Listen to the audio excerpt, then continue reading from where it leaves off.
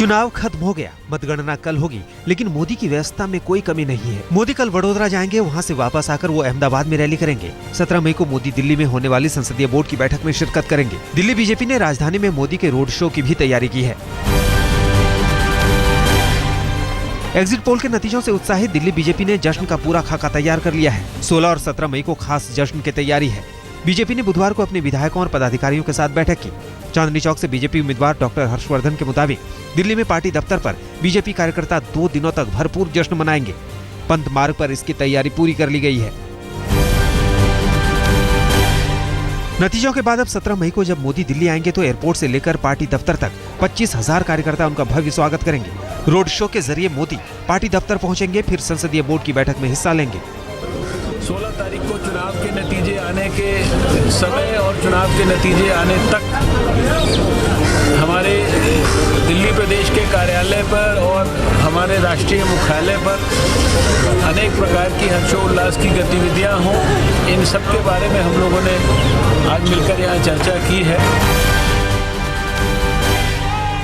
BJP के युवा मोर्चे को जश्न मनाने की तैयारियों का जिम्मा सौंपा गया है। मिठाई कहां से आएगी, पटाखे कहां से खरीदे जाएंगे, सब तय हो चुका है। नमो के रंग में अभी से पूरी तरह रंग गई है दिल्ली बीजेपी। बस उसे इंतजार मोदी के दिल्ली पहुंचने का है। भरोसा इस कदर बढ़ चुका है कि दिल्ली की 7 सीटों पर बीजेपी का परचम फहराने का दावा किया जा रहा है।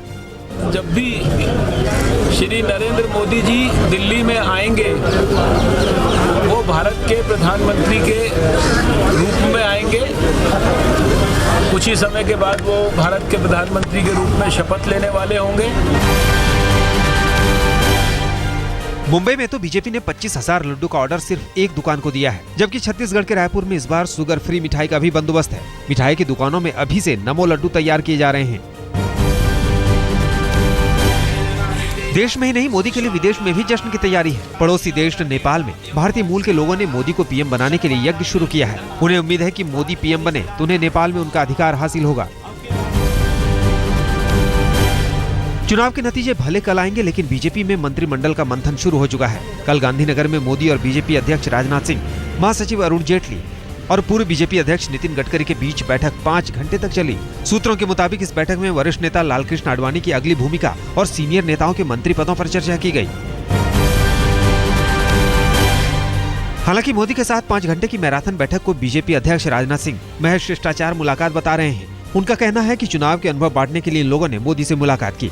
राजनाथ सिंह ने यह भी कहा कि एनडीए सरकार बनाने को तैयार है, लेकिन गठबंधन के नए दलों का भी स्वागत है। वैसे हम लोग पूरी तरह से कॉन्फिडेंट हैं कि बीजेपी लेड एनडीए को क्लियर मेजॉरिटी मिलेगी, लेकिन जब तक रिजल्ट नहीं आ जाता है मुझे कुछ नहीं कहना।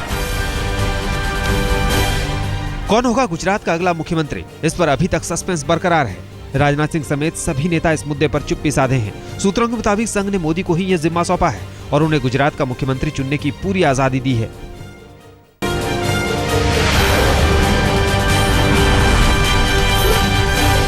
नाराजगी की उड़ती खबरों के बीच सुषमा स्वराज ने कहा है कि वो पार्टी से बिल्कुल नाराज नहीं है और न ही पार्टी उन्हें मनाने की कोशिश कर रही है। कल राजनाथ सिंह और नितिन गडकरी के सुषमा के मुलाकात पर सवाल उठे थे। इसके बाद सुषमा भोपाल रवाना हो गई थी।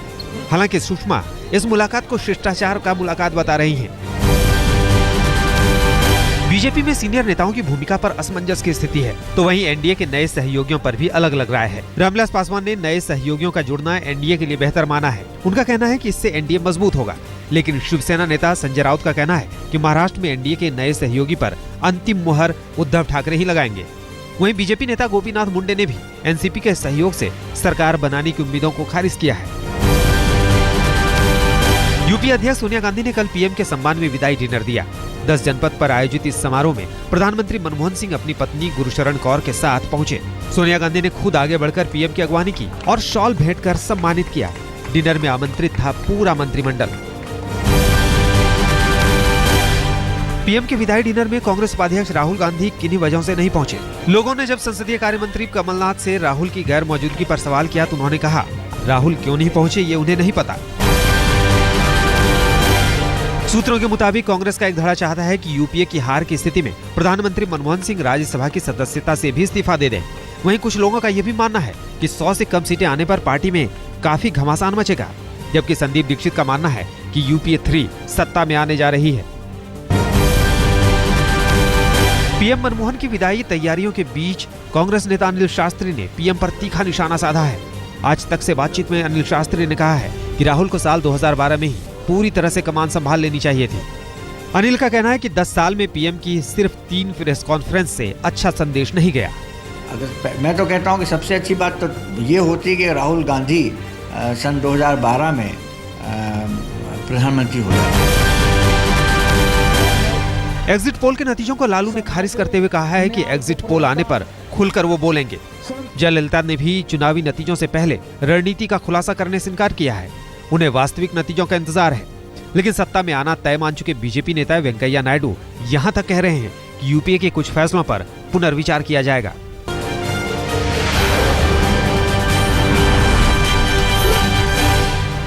दो 205 रन बनाकर भी पंजाब के हाथों हार गई सनराइजर्स हैदराबाद की टीम। टॉस जीतकर किंग्स 11 पंजाब ने हैदराबाद को पहले बल्लेबाजी का न्योता दिया, लेकिन शिखर धवन और फिंच ने 65 रन की ओपनिंग साझेदारी कर सनराइजर्स के लिए बड़े स्कोर की राह तैयार कर दी।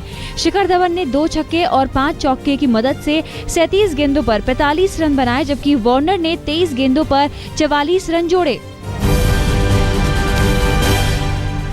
सनराइजर्स हैदराबाद को 5 विकेट पर 205 रनों तक पहुंचाने में अहम भूमिका निभाई नमन ओझा ने। नमन ने नाबाद रहते हुए 36 गेंदों पर 79 रन बनाए। इस दौरान उन्होंने 7 छक्के और 4 चौके जड़े। 206 रनों के लक्ष्य का पीछा करने उतरी किंग्स 11 पंजाब की शुरुआत अच्छी नहीं रही। वीरेंद्र सहवाग ने पहले ओवर की पहली गेंद पर चौका जड़ा, लेकिन दूसरी गेंद पर कैच थमाकर पवेलियन लौट गए। लेकिन इसके बाद वोहरा और साहा ने मोर्चा संभाला और दोनों के बीच 91 रनों की साझेदारी हुई। इस साझेदारी की बुनियाद पर पंजाब ने 8 गेंद पहले लक्ष्य हासिल कर लिया। पंजाब की ओर से वोहरा ने 20 गेंदों पर 47 रन और साहा ने 26 गेंदों पर 54 रन बनाए। कल खेले गए दूसरे मुकाबले में कोलकाता नाइट राइडर्स ने मुंबई इंडियंस को 6 विकेट से आसान शिकस्त दे दी। कोलकाता ने टॉस जीतकर पहले गेंदबाजी का फैसला किया। बल्लेबाजी के लिए उतरी मुंबई इंडियंस की टीम 20 ओवर में 5 विकेट खोकर महज 141 रन ही बना पाई। मुंबई की ओर से एकमात्र अर्धशतक कप्तान रोहित शर्मा ने जड़ा। रोहित ने 45 गेंदों में 4 चौके और 2 छक्के की मदद से 51 रन बनाए। नारायण ने उन्हें बोल्ड कर पवेलियन भेजा।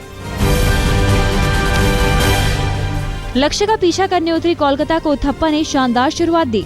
उथप्पा ने 52 गेंदों में 9 चौके और 3 छक्के की मदद से 80 रन बनाए और मैन ऑफ द मैच बने।